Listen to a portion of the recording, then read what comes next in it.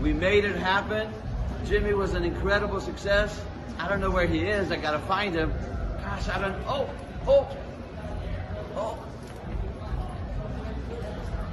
Oh yeah, George. Oh, George. Right George. here. Yeah. We did it, brother. Yes, we hey, did. Thanks to Dan. You know what? And in the ring with Dan and Benny. Hey, brother, man, hey, he's about the most cat. I just love him to death. I love you. Thanks for having me. Hey, you're the best. I'm telling you, brother. In the ring with Dan and Benny. Yeah. We love you. Thank you so much. Dan. Mwah. Oh yeah.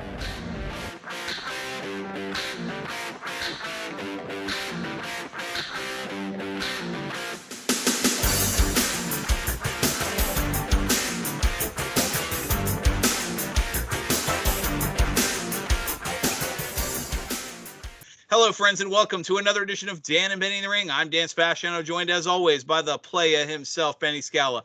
Benny, far too often it seems like we talk about having to do shows like this. How you doing, buddy? Well, Dan, to quote the great Barry Gibb, whether you're a brother or whether you're a mother, you're staying alive. And I've been called both of those. Well, it's better than some of the stuff we call you on the show, but True. Or behind your back. Exactly.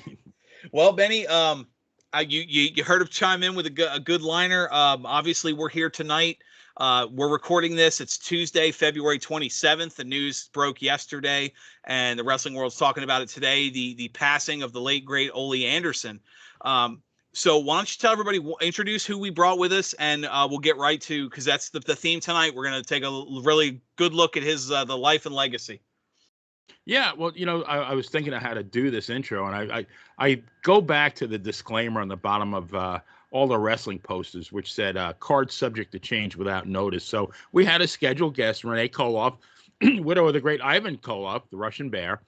She's unfortunately a bit under the weather, and she was unable to appear tonight. And, last night we were going back and forth trying to pick out a topic for tonight's show, and then we were very saddened to learn of the death of the original Rock, Al the Rock Rogowski. Hopefully I'm saying his last name right. But and if you're not familiar with the name, I'm sure his other alias, Ole Anderson, conjures up many great wrestling memories. And here to assist us is our many-time guest, a great wrestling historian, and as well as a great friend, George Shire. George, welcome back. Hey, guys. I am glad to be back. I'm glad that you reached out to me today, and I was saddened yesterday. We lost another, in my opinion, we lost one of the best wrestling minds of the era, and that was Ole Anderson, real name Alan Rogowski. And no argument there. I mean, we're going to get into obviously the like I said, the life and legacy. Benny, when he introduces various guests or we talk about guests, he always talks about people with many hats and slashes, writer / actor / and really, I don't think Ole gets enough credit for all the backstage, how much he did in the business besides just being a good in-ring talent. But obviously we're going to get all kinds of stuff on that. But I wanted to, when we talked, George, earlier today, you had mentioned, you said you were at some of his first matches, 1967. He was trained by Vern Gagne and Dick the Bruiser. And how's the line go? There isn't a man alive I can't lick. Yeah, I think I can run. I think I could outran the guy though, so I wouldn't have been subject to that. Yeah, that's what I was just about to say. I think we would have been fine on that one. But I was kind of hoping you because obviously you've such a history of that territory and Gagne and everything. Kind of go into that the early two parts. One, sort of talk about the early days of Ole Anderson. And we've had you on before to look at we talked about various talent. Was that something when you're seeing, I say young kid, Ole Anderson was born old and angry, but when you see him in we'll touch on that. When you see him in 67, was it like this guy's got it and you just knew right away you were seeing something special? The answer to that is yes. Rock Rogowski, Al Rogowski, debuted in Minneapolis, and his debut, surprisingly enough, went unannounced on the wrestling card that he was going to be on. He just ended up showing up on the card coming out of Gagne's camp. Now, I think you guys remember I've made comments over the years that if we were to look at the landscape of professional wrestling in the 50s, 60s, and 70s, and look at the amount of talent that Vern Gagne brought into the business, and all of that talent didn't happen, how different the landscape of wrestling would look. I say that because I've made a list in the past. Vern trained close to 150 wrestlers. Wow. Over his career. And people don't realize some of the names that he worked with. He had some training that he gave to, believe it or not, Pat O'Connor, when Pat O'Connor came over here from New Zealand way back in the 50s. And Vern trained Dick the Bruiser, along with Joe Pazendak, who worked with Dick the Bruiser. So you talk about some of those really old names and you go, wow, just those two names alone, Pat O'Connor and Dick the Bruiser, how different wrestling would look. But in the 60s, the early 60s, Vern wasn't running training camps or anything. He was doing maybe once a year or every other year, he would take a guy, maybe two, but usually just one guy. He had looked at him and thought he could do something and train him. And he was bringing guys into the business. He trained Gene Anderson, who was from South St. Paul, Minnesota, a legitimate Minnesotan. And Vern trained him for the pro ranks in 1960-61.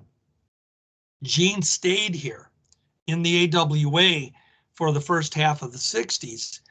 And many times when Vern would get together and train someone, Gene Anderson would assist Vern in the training. So guys like Bob Rasmussen, I don't know, I can't think of a couple more, but they had some early touches of Gene Anderson's training along with Vern. So we get to 1965, and Vern had trained a guy named Larry Heineme. Excuse me. And Larry Heineme was a St. Cloud graduate, a university graduate, and he come into the ring and he was billed as Larry Heineme. I looked at him and I saw talent, but the difference with him was that he still looked a little green in his earliest matches, and I saw him progress, and I saw him he caught on quickly.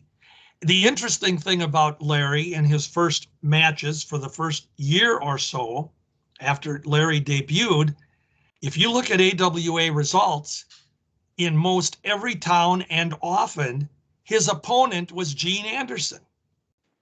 And Larry and I have actually talked about that. Vern was using Gene to just continue to train Larry in the ring and to make him, better than he was. So we get to 1966, and Larry had been in the business for about a year now. Vern had contacted the Nashville promoter, Nick Goulas, and said, I got a couple of guys here that I'd like to send down to you. And that was Gene and Larry. So I'd like to send them down to you. They went down to Tennessee. Goulas didn't know what to do with them, and it just wasn't working out. But then they went to the Carolinas and hooked up with Jim Crockett. And this goes into 1966-67 range. And Larry became Lars' brother, Lars. And we had the Anderson brothers, the Minnesota Wrecking Crew. And it really was the start of a dynamic tag team, because then for the next almost 2 years, Gene and Lars in the South, Atlanta, in the Carolinas, they were one of the hottest tag teams in the business and holding the titles down there and stuff. Well, so that brings us to 1967 in the later part. And Vern's latest trainee is a guy named Alan Rogowski. He too was from St. Cloud, and he actually knew Lars Anderson. They had come in contact with one another, and Vern trained him, brought him into the ring. Now, to answer your question, when you said, do you recognize this guy had a talent right away? The very first time I saw Rock Rogowski, It was in August of 1967. He showed up on a card. Ironically enough, he was billed not on the card at all. He just was an opponent that showed up. He was billed as Brute Rogowski. Now, you had to see a picture. You had to see Rogowski in those very early times. If you remember what the Crusher or the Bruiser looked like in the 60s, Rogowski resembled him body-wise. He had the blonde crew cut. He definitely, and he was billed as Brute in his first match. Vern, now this came from Ole himself later on. He told me that Vern had quickly changed it from Brute to Rock because many times over the course of Dick the Bruiser's career, he was referred to at times as a Brute, the Brute, and the Brute Dick the Bruiser and that sort of thing. And Ole said Vern felt that he didn't want to step on Bruiser's toes because they were friends on, in the business. And so he became Rock Rogowski. Now, in his first matches, because of his build, because of his look, and he definitely, I was in 1967, I would have been 16 years old. I looked at him and he was one of those guys that I liked him. I liked what I saw. He didn't look like he was starting in the business for the first time. He looked like he was polished. So yes, I felt there was a talent there. And Vern gave him an immediate push. He put him together with Cowboy Bill Watts, who was really a over-the-top babyface here in 1967. He had come here a couple of months earlier, August, and Vern put him in a tag team together. And they had some high-profile tag matches. Watts Rogowski battled Harley Race and Hardboiled Haggerty in some matches around the Horn. And also they got title shots against the tag team champs at the time, Mitsu Arakawa and Dr. Moto. So Rock was given a push. Now it was interesting because when they first introduced him as Rock Rogowski, on most of the programs right after that, they were billing him simply as The Rock. So it was Bill Watts and The Rock. And he was reported in the programs as being, this was the verbiage, he's reported to be related to the Crusher and Dick the Bruiser. And they did it basically because of his look. So flash forward 1968, Rock is going to go on the road. And he went down, and it was Gene and Lars in Atlanta who had mentioned to Crockett that, what if we were to bring in another brother? What do you think of that idea? You got two Andersons and we're the Wrecking Crew. What if we got a brother? And that's where Brother Ole came in. The story is great because Vern sent Rock down there to the Carolinas. Lars Anderson picked him up from the airport when Rock got into town. And he told Rock, he said, you're going to be our brother. And Rogowski says, well, what are you going to call me? And Lars says, you're going to be Ole. And Rock goes, what the hell's an Ole? But anyway, Ole Anderson. And he made his debut as the third Anderson brother. Now, part of this is because Lars, after about a year when they were the three of them together down there in various combinations, but mostly six-mans, or where one would, interfere in the tag match that the other two were in. Lars wanted to come back home, meaning Minnesota, because he was from here. And so in 1969, he came back home, and then it was Gene and Ole. As the Minnesota Wrecking Crew. So ironically, Lars doesn't get as much credit as he probably deserves because he was one of the founding members. But that's how it all came down. And that was the start of the Anderson family. Nice. George, I have a quick question. When doing some research for the show, The first match I saw him was August 19th, 1967. So that sounds about right. But In Minneapolis. according to what I saw, he actually defeated Bob Orton Sr. to win the Midwest Heavyweight title. I had never heard of that title before. The Midwest Heavyweight title was in Omaha. Joe Dusick, who was the Omaha promoter, and they worked for the AWA for Vern. What the deal was there is Joe Dusick used a lot of talent from the Central States territory, and he also used some of Vern's guys. So in 1970, Rock Rogowski had actually come home. He had family here, and he had come home and spent some time in the Omaha territory as Rock Rogowski again. So he had went from Ole back to Rock, but in the kayfabe days, nobody knew that. And he actually did get a really good push in 1970 in Omaha.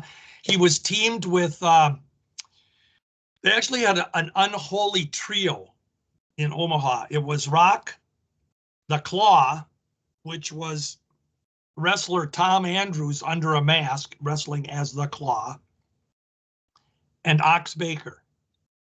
So kind of an oddity in itself, but they were a trio that definitely switched off in tags and interfered, and Rock and Baker held the Midwest tag team title, and Rock was also Midwest heavyweight champion for a brief moment in time, but it was only a title recognized in Omaha or in Nebraska. I shouldn't say just Omaha, because Nebraska ran cards in a lot of cities, Omaha and Lincoln being their top cities. And then they had other ones, Beatrice, I think it is, Nebraska, and Vermilion, a lot of other smaller towns they ran. So they had Midwest champions. So yeah, he was. But he beat Orton Sr., and he was in the business, I think, all of 2 months when he did that. Yep. Now, I remember Bob Orton Sr. coming into the WWF the next year as Rocky Fitzpatrick, and he was a pretty big deal then. So, I mean, for a guy with such a limited amount of experience, in 2 months to beat a guy like that, I guess, Vern must have saw a big future in him as well. Oh, he did. And you got to remember that Vern and Orton, Bob Orton Sr., I mean, they had been friends for years. Orton had appeared on AWA cards. When I say AWA, I'm talking outside of Omaha now, the rest of the AWA. And a lot of respect for one another. But Orton, he was a true professional. He was on his way out from Omaha. He's willing to do the job, and that's what a lot of these guys did on their way out. What better to put somebody over that's got the talent? And Rock did. I tell you what, yes, he was only in the business for, a year, 2 years, 3 years. The guy just had it. You believed him. And that was the whole story. If you believed him in that era, and he had it. So yeah, he did win the title from Bob Orton, and there was no junior at that time. So the results, in my opinion, just always show Bob Orton, because junior hadn't started wrestling yet. Excuse me. Go ahead, Ben. No, and then I think he won it again in 1970 or early 71. He beat Tex McKenzie, who was another pretty big talent. Yeah, well, in that time frame, and nothing against Tex McKenzie, but already by that time, Rock would have probably been a better draw than Tex was. McKenzie was a good draw. I'm never going to take that away from him. But most wrestlers that were around Tex, they would tell you he was the clumsiest guy in the ring. He was awkward. And I saw him wrestle. He was a big, tall dude, and he just didn't have, I don't know if you call it poise or he just didn't have the fluid motion about him. He appeared to be awkward, clumsy, and that was Tex. But he was a draw. People loved seeing him. He worked in the AWA too, and Vern used him in 66, 67. He was here. Red Bastien once told me a story about him and Tex. They were good friends, and they traveled together for a long time. And Tex or Red told me, he says, we come to the ring, and he says, I come up the ring steps. jump over the top rope and come into the ring. And then here comes Tex right behind me. And I don't know what he was trying to do, but he tripped and fell and ended up on the floor before he could get into the ring. And he says it just was Tex. He was interesting. But yeah, he didn't have, his career was mostly, boy, I hate to say that, as more of an attraction wrestler, because he never really had long stays in any territories where, you know, he was the guy they put on top. But a good worker. Well, speaking of transition, excuse me. So June 1968, he's with the Mid-Atlantic Territory. And sorry, sound issue here. Give me 1 second. I apologize. You guys hearing an echo? No. Okay. There. That's better. All right. June 1968. So he's in Mid-Atlantic, and he starts teaming with his cousin Gene Anderson, or excuse me, teaming with his cousin Gene Anderson. By January 1969, you were talking about them being for, going for different titles. They win the NWA Southern Tag titles. Ole goes back to the AWA in this November 1970, and what you were talking about, defeats Tex McKenzie, wins the Midwest Heavyweight Championship a second time. 1971, he goes to Florida, and about a year later, he services again in Mid-Atlantic, where he'll remain for a majority of his career. Look kind of doing some lookup. That gap, late 1970, 71, his time in Florida before he pops up in Mid-Atlantic and really, sort of becomes what a lot of fans remember.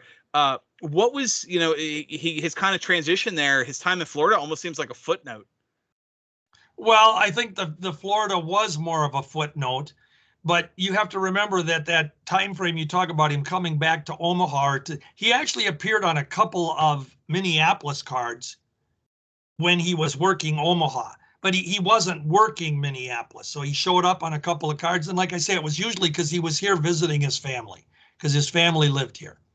And he, the Florida thing probably was more of a stopover. He had some success there, but it usually was going to be with Gene. That's where the niche was, outside of the Omaha territory. And you mentioned a minute ago that he was billed as a cousin. He was billed as a brother. Gene and Ole were always brothers. So was Lars and Gene and Ole. They were always brothers. That's what you were saying earlier about Ole being the third brother. Right. Yeah. Okay. Ole was the third. The interesting thing is think about this. Ole just passed away now. He's at 81. Mm-hmm. So he definitely would be the youngest of those brothers. But Gene and Lars were actually born in the same year. And Lars is 85. And so Gene would be 85 if he were still with us. But he left us early. He left back in, was it 91? Gene passed away. And the interesting thing about the Andersons, there's where the legacy starts. They created tag team wrestling in a way, and Lars and I were talking, Larry Heinemi and I were talking about this. And fans that followed the Andersons will understand what I'm saying. They were able as a team to what they called divide the ring in half, where they would keep the opponent. They were so good at keeping their opponent on their side of the ring and working him over while the referee was busy trying to keep the other babyface out of the ring to come in and help his partner. And they did it. This was a tag team practice for most tag teams, but Gene and Lars, and then later Ole and Gene, they did it better than anyone. You could watch a whole 45-minute match, and it was almost like there was a wall in the middle of the ring from their corner to the opponent's corner. And they were so good at just hiding stuff from the ref, while he was busy trying to keep the other guy out or whatever he was doing. He was doing his job all the time. That's the good part of it. But Gene and Ole had that science, and so did Gene and Lars. And the other thing about him is Gene wasn't as articulate on doing interviews. He didn't have that skill. So the best part of it is that both with Lars and with Ole, you had a mouthpiece that man, they could irritate people. Man, and they weren't always the shouting, screaming, growling villain spitting all over you. They were more to the point. And you just wanted to see Lars and Ole and of course Gene because of it. You wanted to see them get their butts kicked. So it was just a sweet formula. And I was watching an interview last night, a YouTube interview that Ole was doing. And I kind of sat back and I was marveling again. I thought, man, that guy was gold on the mic. You know, just the way he talked, delivered it. And we should point out that when Rock was in Omaha, he was billed as being Dick the Bruiser's nephew. Remember, I told you originally they said he was reported to be related to the Crusher and the Bruiser, and the Crusher and the Bruiser were always cousins. Not really, but they were cousins. And so in the very beginning, Rock had a family lineage to Crusher and Bruiser, but then he was Bruiser's nephew as Rock. And then when he, of course, obviously he figured out Bruiser wasn't a real relative, he went down and became a brother to Gene and Lars. And it was also interesting because as his career progressed, he ended up teaming up with Arn Anderson, who was another Minnesota guy, by the way. And ironically, he never worked for the AWA, and Vern he wasn't trained by Vern or anything, but he never worked in Minneapolis. When I say Minneapolis, I'm talking AWA. Yeah, and but he was billed, you know, he wrestled originally as Marty Lundy, his real name, and then he became Arn Anderson. And at various times, depending on the promotion and the era or the year, he was reported to be both a brother to the Andersons. He was reported sometimes billed as a cousin. He was also billed as Ole's nephew. And, you know, it's funny when you start thinking of all these wrestlers, my God, they were all related together, you know, so. But Arn was a perfect example of an extension of the Minnesota Wrecking Crew because they did team together then. And Arn looked the most like Ole. I mean, they looked like they could be real brothers. They did. You know, they had the same hairstyle and the beard, and definitely. And Arn was so good on the mic as well. To me, he's one of the last of the real throwback type mat wrestlers that probably will never get the credit he deserves. But him and Rock or Ole were great together. He was always, it seemed he was always put in an angle where he had to use his vocal skills. One of the examples I came up with was, I think it was in 1982, he was wrestling in Georgia. I think he was booking at that time too, but he turned Piper babyface. And just, you know, the interaction between the two of them was gold. Are you talking Ole now? Yes, or Ole. Arn? Ole? No, Ole. Yeah. Well, you know, one of the things that we've touched on over the years, and we probably have on your show, you know, modern day fans don't realize that back before 1990, these wrestlers, they didn't have creative talent or script writers or story writers writing out pages of script for them to memorize on an interview. These guys would come out, they'd know where they were in a particular program with an opponent or what was going on or what town they were going to be in, and they'd come out and they would off the cuff just spill it out.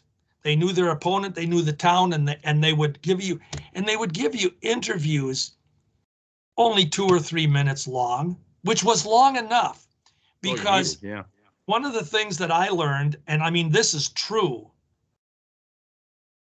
any type of public speaking anyone does, I don't care whether you're in church or whether you're at a meeting, a banquet, you want somebody to come in, you want them to deliver a message that grabs you, you want them to give you the meat of the message, and you want them to get the hell off the stage.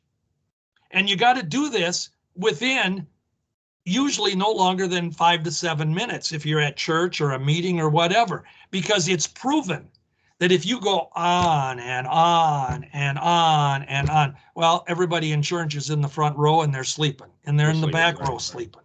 So the wrestlers of that era, they knew that they only had 2 or 3 minutes, and they had to get their message out. And they had to, in that 3 minutes, they had to make you want to run, as they say, run to the box office and get a ticket to either see them beat someone or to see them get beat. And they had to do it so powerfully. And they were the consummate salesman. Yes. And when you look at the guys, there were some that couldn't talk to save their life. So usually they would put a manager with them, and a mouthpiece that could do it, or they would come up with some gimmick where they couldn't talk. You know, I remember when Gorilla Monsoon, you know, he was Gino Morelli for a lot of years. Nobody ever connected the dots when all of a sudden, out of nowhere, here comes this monster from Manchuria. Manchuria, right. Gorilla Monsoon. I mean, I when I was a kid in 1962 or 3, whatever it was, I had to go get a map and try to figure out where Manchuria was. Bobby Davis found him naked. Yes. Supposedly wading through a mountain stream. And he couldn't speak a lick, you know, because obviously Manchurians, they only speak Manchurian, whatever that was. So, you know, but that was the beauty of it. If a guy couldn't talk well, you put a manager with him. And then you had guys that were naturals, and Ole Anderson, Rock Rogowski. And let me tell you something. One of the things that Vern Gagne did, and a lot of people don't realize this, and he'll never get credit for it, but it's a fact. Along with the training that he would give them for the mat, he would also work with them on microphone skills. He would work with them on whatever character he wanted them to be, or if he wanted them to be a heel, he would work with them. He would have wrestlers work with them to, how do you get this out? How do you spill this out? How do you get your point across? And of course, if you were a good guy, you know, you could be a little more laid back and be more mom's apple pie, kind of quiet. You know, I'm going to do my action in the ring, and boring, but it worked. So the select group of guys, if you go through the 60s, the 50s, 60s, 70s, oh man, we had some guys on the mic. And I can put guys like Ole Anderson, I'm seriously right up near the top tier of any list we want to make. And I'm not saying that just because he passed. I'm saying it because he knew how to get you to listen and how to get you to want to just go and see him win or see him lose. And that's, baby, was what it was all about. And there were so many masterful talents on the microphones, you know, like Larry Hennig and Mad Dog Vachon and Ric Flair, of course, and Roddy Piper. And, you know, you had to be good and get your point across. Speaking of being good on the mic, it's part of what gets you, you know, we always talk about the lost art of believability, where, you know, and we've had you on before and we've talked about it on the show, you know, the fans that were ready to jump the barricade, that energy is just gone today.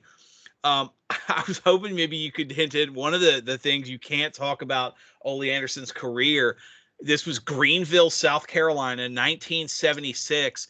He gets attacked by a fan who's wielding a knife and is cut and stabbed up so badly he has to have surgery to reattach tendons and get something like 100 stitches.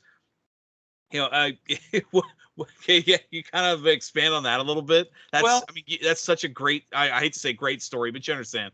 No, exactly. It is a great story, and it deserves to be touched on, because most of the really good heels of the kayfabe era, if you talk to them, they will tell you that we realized that we were pushing buttons. We realized that we were antagonizing fans. We were insulting them, and that we were doing things bad to the people they liked in the ring. And many of them will tell you it was never wrestling that they feared, it was the fans. Because many times, you know, Ole, the thing you just talked about, that was a fact. Ole was sliced up, and that was, you pushed the buttons too far. And let's remind too that we didn't have the security available in those days.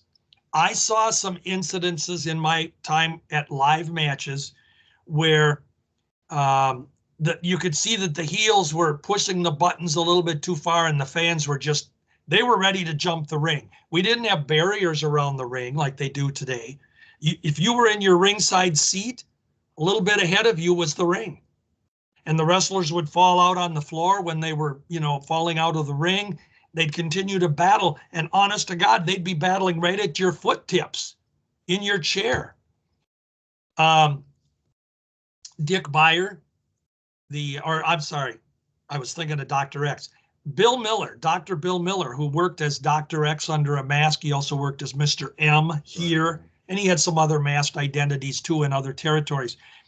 He told the story that one time while he was walking back after completely driving the fans completely rabid, he was walking back to the dressing room and one of the fans hit him with a 2x4.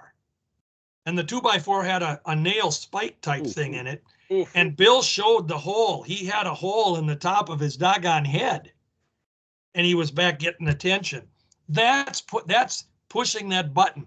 And some of these guys, they did it. They knew what the danger was. And it was a part of the trade they had to work with. And some of them could get it off and not get attacked.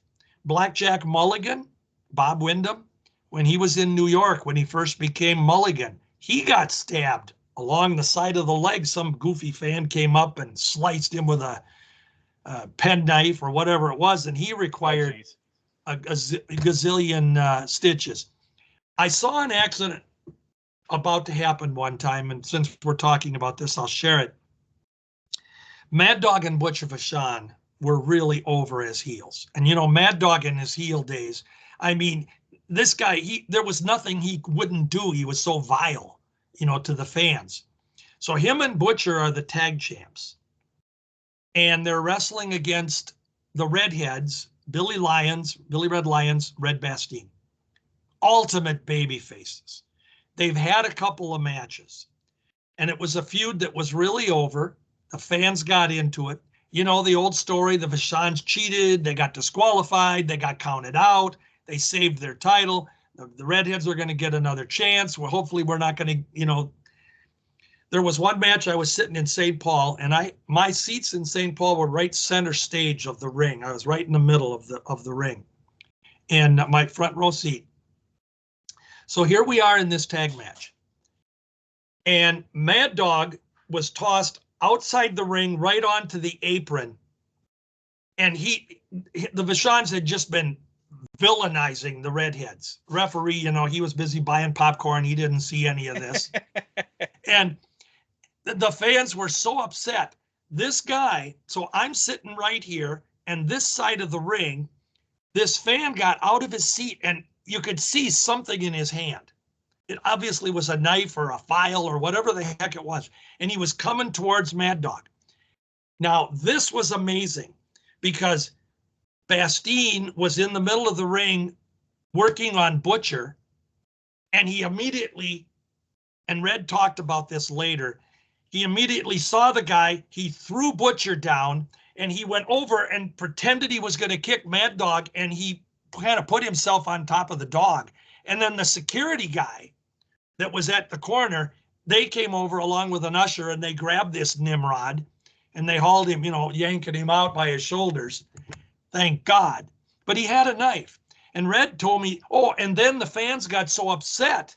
One of the fans actually tossed a chair over the rope, a ringside chair, tossed it into the ring, and it hit Lyons on the shoulder. Oh, shit. And in true story, you could see the bruise that appeared on Lyons' shoulder as it slammed into him. But the thing was, you saw that was a moment where they went out of character a little bit. And Red says, I knew we had to protect each other here. And somebody was going to stab the dog. So they did take care of each other. Dr. X, Dick Beyer, the Destroyer, he talked about a couple of times when this is back in the days when you could smoke in the arenas. and he had cigarettes that were put out on his shoulder as he's going by, and they're burning. Oh, geez. You know, and he says the fans were, we worked the fans up, and that was believability. Whether, you know, fans thought it was real or not, we all know that some fans thought, well, that was real. You know, that over there wasn't real when I saw that, but that was real. So they were able to suspend that disbelief, which is what the wrestlers wanted. And Ole Anderson was very good at that. And the Anderson formula, Gene, Lars, Ole, absolutely the best. And then, you know, after Arn Anderson's teamed with him for a while, they held championships. And then it started to get where Ole was getting sort of more to the end of his career. He'd been in the business for, you know, 23, 24, 25 years already. And the Four Horsemen started to come about. So, and I know you guys know about that. Yeah. The founding members. You know, well, George, and, again, doing a little bit of research for the podcast, I went on WrestlingData.com to see how many titles he had won. I thought he probably won a dozen. I counted 50 titles. Yeah. You know, a lot of them were tag team, but still, I mean, he won a number of singles titles. I think he won the Florida Heavyweight Championship. He won that Midwest Championship a couple of times. But 50, I mean, in those days, you know, we've said it before, you're not going to get a title unless a promoter thinks you can draw money. Well, and it's not only that, it's having the title and being able to draw the money, because you're so bad, you want, you know, the fans are going to come to see somebody take it off of you. And a lot of times that's the reason a guy got a title, because it was a draw, you know. And then there were guys that didn't need a title to draw, and they could still get the fans to come out.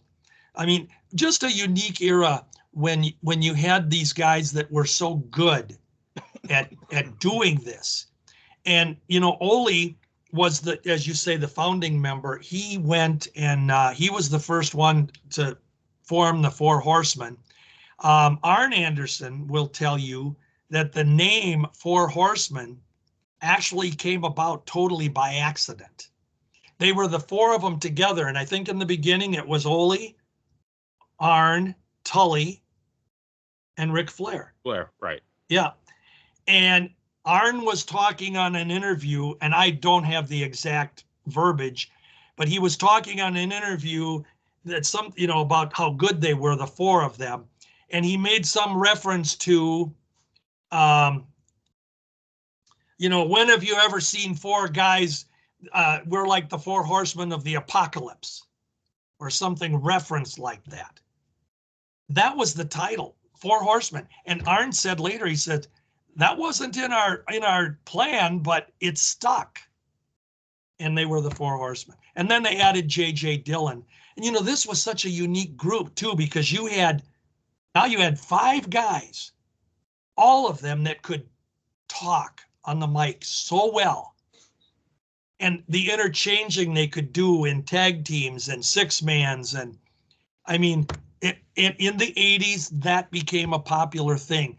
The stables in wrestling, everybody had to have 3 or 4 or 5 guys in a stable. Of course, I go back to the 60s or the 70s when they called Bobby Heenan and his group of wrestlers, Lanza, Duncombe, and Stevens and Bockwinkel, they called it the Bobby Heenan stable. And he yelled at Mean Gene. He said, "I don't have a stable. A stable's for horses. This is the Bobby Heenan family." Family, right? Yeah. But it was really, anybody that looks at wrestling in the 80s, the Four Horsemen were definitely a part of the NWA, WCW as well. And even now you have the homages with the, the WWE with the Four Horsewomen. There's I say stable, more like a collection of jobbers, but there's a group in AEW called the Work Horsemen, because they're the ones that are on TV getting beat every week. At least we're here working. Here we are 40 years later, better part of 40 years later, and it's still so beloved, especially with all the NWO and DX and all these, where they love having these I want to say memorial anniversary shows, or just reunion shows or whatever. People still revere the Horsemen so well. But I want to kind of pivot, because before we we could talk the wrestling side. Ole Anderson was also, I mean, he did so much behind the scenes with production and booking, especially the booking. He was in Georgia, and he may have been booking, but he was part of the angle that saw Roddy Piper turn face. 80 and 82, obviously the early, the NWA and Mid Atlantic and Crockett days, the early days of what would be WCW. But I'm curious because we talked about the Horsemen. Like I said, I want to get to some of the booking side. He was part of the angle. He was the first one kicked out of the Horsemen when they did the whole angle with kicking him out so they could bring Luger in. Obviously the story, he wanted to go watch his son wrestle and everything. But I'm curious, would that have, assuming we take the son story out of it, would that have worked? The way the fans reacted with Luger coming in and Ole getting kicked out and all, would that have worked if Ole didn't have the reputation he did? Yeah, I think so. If it would have been promoted the way it came off, yes. When we started the program tonight, I had made the comment that Ole Anderson was one of the greatest minds in professional wrestling. And let's take his wrestling out of it, his personal in-ring performance. As a booker, as a promoter. Now, he never owned a company like some did, but he was the top dog in the company as far as creating the storylines and the angles and coming up with creative finishes that, we know that wrestling's a soap opera, and you get them there tonight, you got to give them a reason to come back next week or next month and so on. And that's how the story is. It's a soap opera. So Ole, here's where I think he gets a compliment. There are wrestlers, and there were more of these than there were minds in the business, good wrestling minds. Most of the wrestlers just got into the business. They wanted to make good money. They wanted to travel. They wanted to, they'd strive to be the top dog or the top draw in the company or the territory they were in. But most of them didn't care about the actual behind the scenes booking. They did what the promoters told them to do. The promoter said, we're going to do this, this, and this, and then you're going to do this. And okay. And it all worked. It all come off so beautifully as we all saw it unfold. But then you had that select group of guys that were the wrestlers that could create these, that had that, I guess I'm going to call it a vision.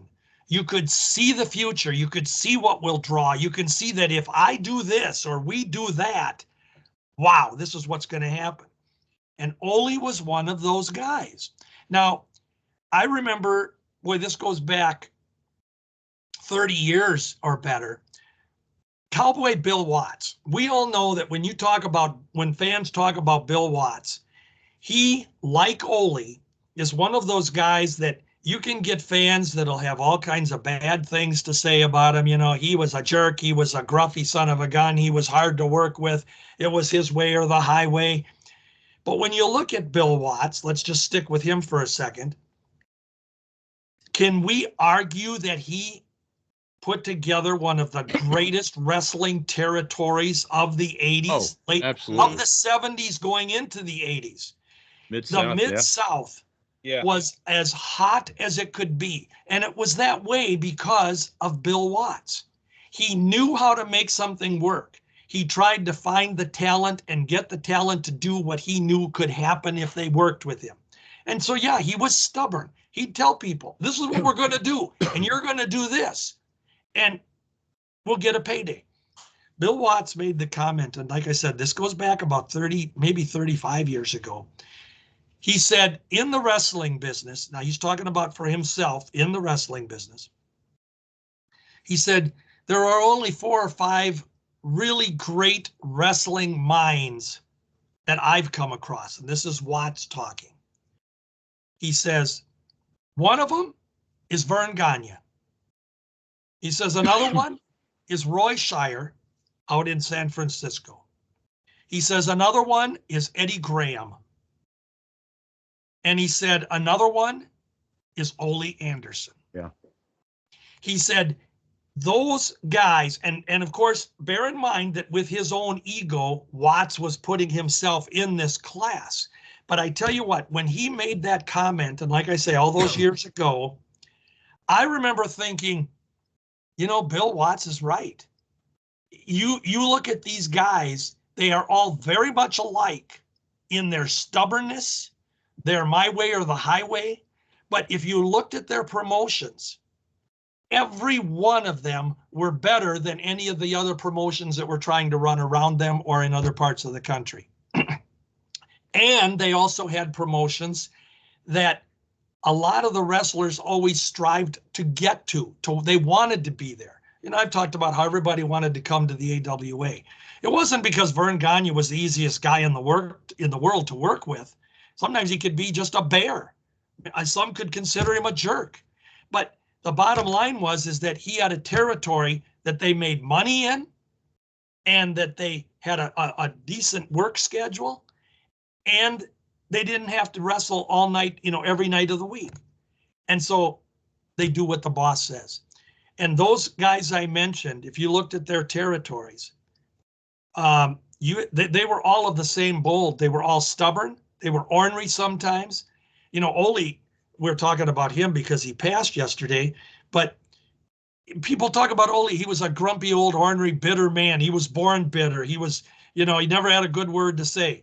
I'll tell you, the Ole Anderson that I talked to, and only briefly, I didn't know him well, but I only talked with him briefly, and this was back in 1999 at the Hall of Fame, and it was in Newton, Iowa at the time, the George Tragos Luthez Wrestling Hall of Fame.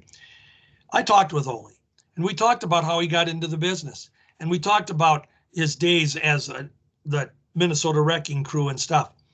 And Ole says, you know, and this was Ole because I liked this about him. He didn't care if he hurt your feelings. He was always going to tell you the truth.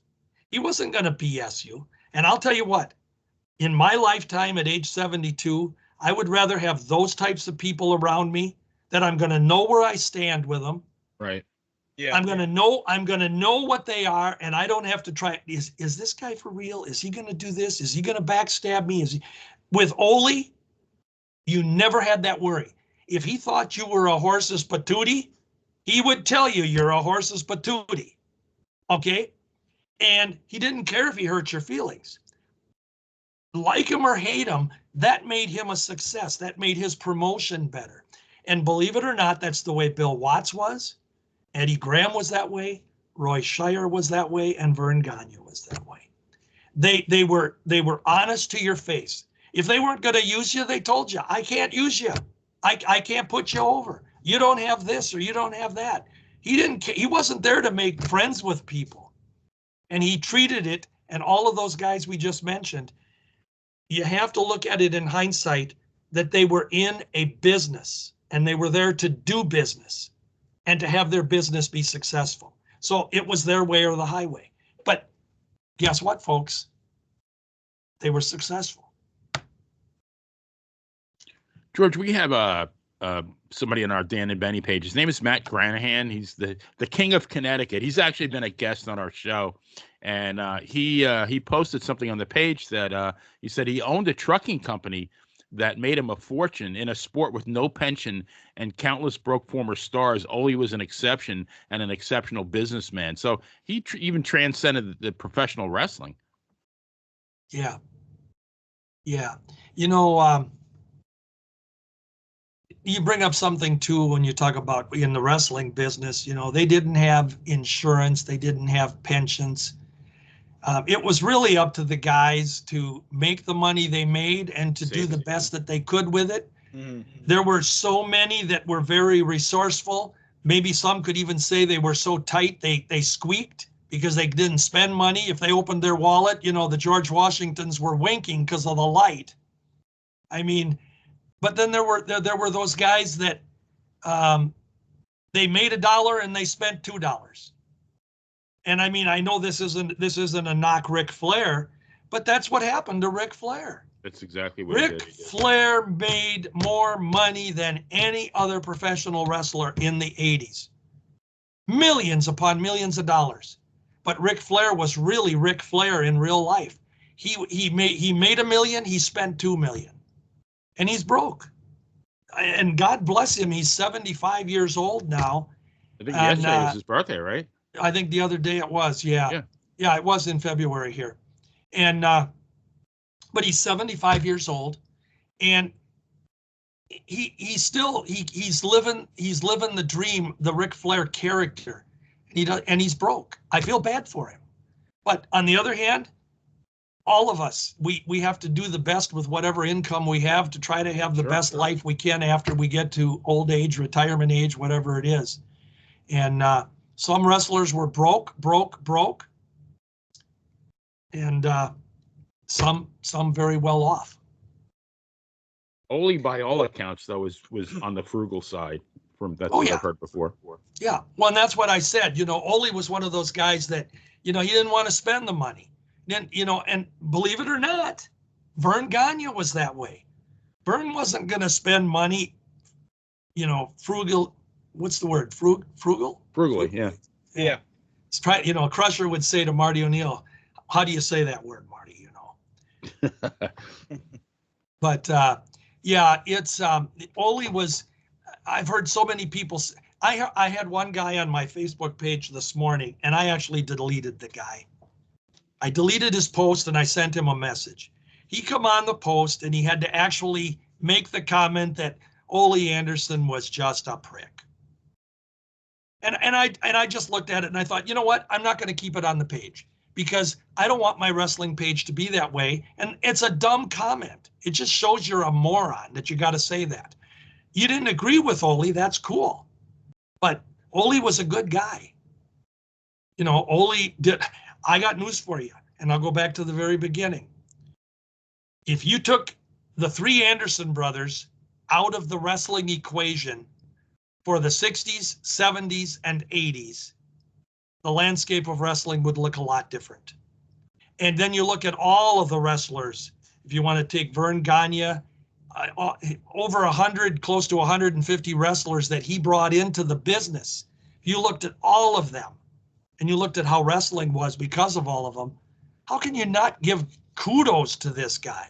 How can you not give kudos to Ole for all that he did for the business? And whether you agreed with him or not outside the ring or in the ring, he made you money. If I would have been a wrestler, I'd have wanted to be in the main event against Ole Anderson. I'd have wanted to wrestle Ole Anderson because Ole's going to make me money. Yeah.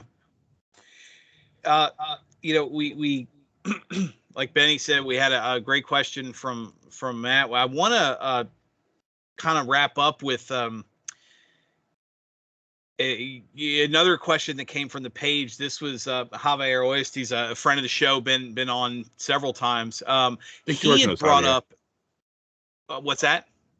No, I said I think George knows Javier. Oh, okay. He's on my page. I don't know him personally.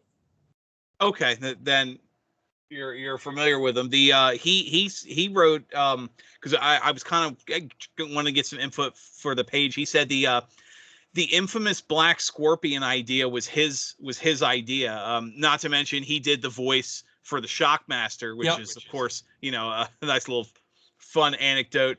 He said with the Black Scorpion, what started out as a potentially intriguing idea went nowhere fast. I guess you can't succeed at everything.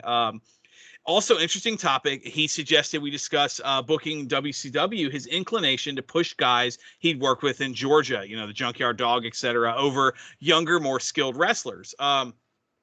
So, but he ended it with, so kind of a wrap up. We talked about his booking, obviously hit and miss, the thought there, but he ended it with the adage, and Javier said it. There's quotes from Jim Cornette. We've heard it before. Ole Anderson was, and he said it lovingly, he was a cranky old bastard. So I'm kind of give your final thoughts there as we wrap up. You mentioned it on the page, and I thought that was a great segue. The reputation he had as kind of the grumpy, cranky old man. How much of that was the grumpy, cranky old man, and how much of that was just how good he was at being on TV? I think it's both, Dan. I think the Ole we saw was the Ole that was. Ole was he was a matter of fact, in your face guy that just did it the way he wanted to do it. If he disagreed with you, he told you, and he wasn't, you didn't have to be polite to do it. And again, I told you, I wish that maybe more of us could be like that. We'd have less backstabbing going on and stuff. You mentioned about the scorpion gimmick or something that didn't go. We'd be foolish if we said that every single promoter during the course of their careers in a territory, that they never had a storyline or a gimmick that didn't go or didn't draw the way they thought it would or could, because that wouldn't be fair. And I pointed out that when you talk about a business, any business, I don't care whether you're in banking, whether you're in trucking, whether you're in a promotion, whatever it is, your business plan, the way you run your business, want your business to go, there are many times when, you know what, we got to change course here because something happened, something changed. And I remind people of this. Ford Motor Company, the car company, it's been around for 125 years. Well, let's not forget that Ford Motor had to this day one of the biggest jokes. It's a running joke when they created the 58 Edsel. You can. This is all true stuff. Yeah. They wanted to create a car that would fit between the Ford and the Mercury in price range. The reason that was done is that General Motors, the General Motors car company, had what they called a ladder. They had the entry-level Chevrolet, the next level Pontiac, then you'd go to Oldsmobile, then you'd have Buick, and then finally, if you were the elite, you got to the Cadillac. And they were priced accordingly so that there was a car for every pocketbook. Well, Ford at the time, they had Ford, Mercury, and Lincoln. And Henry Ford came up with the idea if we could squeeze a car in between Ford and Mercury. What happened was, it was a fantastic idea. They started this idea in 1955. It takes about 2, 3, 4 years for these productions to come about and the cars to come about. So they created it in 55, 1957 in the fall, because they used to release the new model year in the fall of the year. So the 58s were released in October of 57. Well, what happened was, and this was unforeseen in 1955, America went into a recession. And all of a sudden, cars weren't selling. And here they got this brand new Edsel, state of the art. Well, it was a flop because 3 years had passed. And it was something they couldn't foresee at the time. They had to change course. They decided to phase the Edsel out. 59 was a plain Jane model of the previous. By 1960, the car was gone. By November of 1959 for the 60 models. I think they only produced just a handful of 60s. So you got one, you got a car today, collector. But that was a failure. Does that mean that Henry Ford is a failure? No. Because he's still one of the most successful automakers.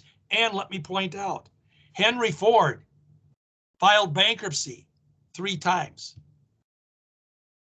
before the Ford became the car that changed America from horse-driven buggies.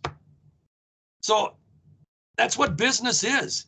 And every single wrestling promotion, they had, and the other thing you have to remember, the wrestling promoters were working with volatile egos all the time. Every wrestler had an ego. If you didn't have an ego, you didn't belong in wrestling. You had to be cocky. You had to be arrogant. You had to be, put me over this guy and I'm better than that guy. And sometimes you'd start an angle, storyline, and for some reason, your guy got hurt. Or he just decided, hey, screw you, I'm going to go work for XYZ company, and he travels. We had 30 territories. They could go anywhere they wanted. Maybe they didn't like the winter. Well, that's what Vern's problem was. He had guys that was when Vern drew the best from September through April. They were drawing great crowds. But you get to May, June, July, Who the heck wants to go inside of a stuffy old auditorium in those days that wasn't air conditioned? I'm gonna go out on the lake. And sit in an auditorium when you've only got, and in Minnesota, trust me, you got a week of summer and it's back to It's about a snow week. again. Solid week. So a lot of times the guys would say, I can't take the climate. Don Morocco, he comes to mind. He says, I loved working in the territory. I made good money, but I hated the weather. Don Morocco's from Hawaii. What do you expect? He wants to be out surfing. Right. Another one that never came to the AWA. And he didn't come here because of the weather. Well, actually, there were two of them. But the guy I'm going to tell you about, he would have been perfect for Vern Gagne's territory. Bob Roop. Bob Roop was from Michigan. Absolutely a great, real wrestler, amateur background. He was an Olympian. Yeah, Sugarhold. He had the great, he was a great heel. Vern asked him to come on up. And he would have been perfect because he fits right into that Gagne real wrestler mold. And Bob Roop said, I am not coming up there. I grew up in Michigan where it's cold 300 days out of the year. I'm not coming to Minnesota where it's colder. And he wanted to be, where Bob Roop wrestled. Look at his career. He wrestled in Florida. He wrestled in California. He wrestled in Texas. What was the climate there? It was warm. Yeah. Was the perfect. Another one that wouldn't come, and this one, I don't know, may surprise people, but Vern wanted to bring Jack Briscoe in. Jack Briscoe said, I'm not coming up there. Briscoe's from Oklahoma. You wrestled a lot in Texas and Florida, the Carolinas, that, again, warmer areas. So that's the reason that, to say that a storyline didn't go somewhere, there is no wrestling promotion ever that can say that they had a successful run with never a faulty move or a failure or something that blew up in their face. A lot of times they just had to walk, move from it and go on to the next gimmick angle storyline. So I hope that answered your question. There was another guy Absolutely. like that, George. He didn't go to the AWA, but Austin Idol. He got a pretty big push in New York in 1973, but he was from Tampa, Florida. He hated the winter, so he went back down to Florida. Yeah. Even though Vince Sr. said he had plans for him. Yeah. Well, and he was a wrestler that invented himself after his accident. He was in one of the airplane accidents back then. Yeah, he was Mike McCord. I actually knew him when he was young, when he was Mike McCord. He wouldn't know me from Adam, but we had talked back in the Mike McCord days. But the guys, a lot of times they wanted to reinvent themselves and they'd go to a different territory. And you know how the territories worked. We talked about this. We all had mainstays, and all the wrestlers that would come in would have storylines worked around the 4, 5, or 6 guys that were here forever. So when your year and a half, 2 years were up, it's time to move on. We'll bring somebody new in, a new face, new blood. Look how the WWF did it with Bruno Sammartino. Bruno was champion for 7.5, almost 8 years. Yeah. And every month in the Garden, he was taking on some big old blowhard that was going to finally end his reign. And Bruno took him down one at a time, Yeah. But they were always bringing in the new faces. And that's what kept Bruno fresh, by having those new talents come in. So I know that's a little bit away from Ole Anderson, but I think we need to recognize, and it's very sad because, Ole's been away from the business for a lot of years now. And yeah, he was a grumpy curmudgeon. I talked with him the one time. He was very kind to me. The one time I talked to him, we sat at Newton, Iowa. We sat down on a couch and we talked honest. It was probably 45 minutes to an hour. He was very cordial, but he was I could tell that Ole had that edge to him. He'd say something like, well, the son of a bitch wasn't going to do this, or, he had his opinions, whether they were right or wrong. And again, I think when you look back at the success of wrestling and you look at what Ole brought to the business, and yes, from the beginning, I saw a talent. Most of the guys that I saw, Vern's wrestlers, when they would enter the ring after training camp, there were some that I looked at and I go, oh, wow, this guy is boring. or, oh my gosh, this guy needs a lot of work, And then there were those that I looked at and I went, holy cow, this guy's good. He looks like he's been in the business 5 years. Ole did tell me a story, and I think he's mentioned this other places too. He said one of the things that Vern did in the training camp was that obviously he'd beat the crap out of you. He'd want to know your commitment. That was the tough thing. He said he wanted to know you were going to stick with this. He says he never told me wrestling was a work. He says I never knew wrestling wasn't real. And he said the first night I go to the ring, I'm in the locker room. I'm ready for my debut. And he said Vern came up to me and said, you're going to go over or you're not going to go over, whatever the story was. He wasn't going to go over. That was the deal. And Ole says, well, what do you mean I'm not going to go over?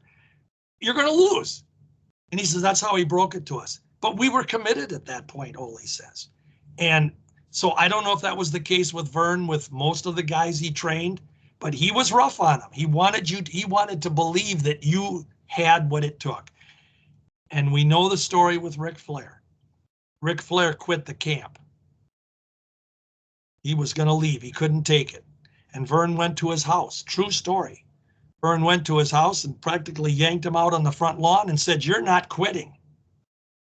You're going to stick with this. Now get your behind back there. Well, imagine if Vern wouldn't have let Ric Flair, if didn't have the faith in him or the confidence in him. Imagine the landscape without the Nature Boy. Yeah. Vern had a good eye for talent, and so did Eddie Graham. And Eddie had his trainers down there, Hiro Matsuda and Larry Simon, who was Boris Malenko. Great. Looking at our time here, holy cow, we could just go on forever, couldn't we? That's so weird, Benny. We've had George on before. I don't think we've ever gone over time with you in the past. Not once. Not once. Imagine that. Imagine that. I love wrestling so much, you guys. And, it's been such a part of me. And like I say, last night I got the word that Ole passed. And it really does. I feel it. When all of these guys, and I've had to live through literally hundreds of them in the past 25, 30, 40 years. And every one of them, they really do. It hurts me. I thank them for what they did, how well they did it. And many of them, I can say, thank you for your friendship. Thank you for knowing me personally and accepting me as a friend. So when I lose them, yeah, it's tough. It really is. It is like I told my wife, I said, I lost another family member tonight. Family member, yeah. Yeah. And so that's it. Ole Anderson, obviously, I have a great deal of respect for him, and absolutely anybody can say what they want about him, but as a wrestler, as a booker, promoter, I think he's up in the elite group that Bill Watts put him in. I think he's definitely up there and deserves to be up there. And there were others. Bill didn't mention, everybody, but the guys he mentioned, that man, they were alike. And Ole deserves that recognition. And to think about all the angles and the storylines that he left us, I'll put up with a curmudgeon if I could have that entertainment over again. So rest in peace, Ole Brock Al Rogowski. Well, I can't end on a better thought than that. So, George, thank you so much for being here. Obviously, Wrestling Time Machine, you're all over, and we appreciate everything you had to say. So, it's sad to have these kind of discussions, but it's good to also, like I said, remember the life and legacy of someone who had such a deep impact on the business and the sport as a whole. So for George Shire, for the playa himself, Benny Scala, I'm Dan Sebastiano. Hopefully we don't have to do another episode like this in a long time. So thank you everyone for listening. Have a good night, and we will see you next time we're in the ring.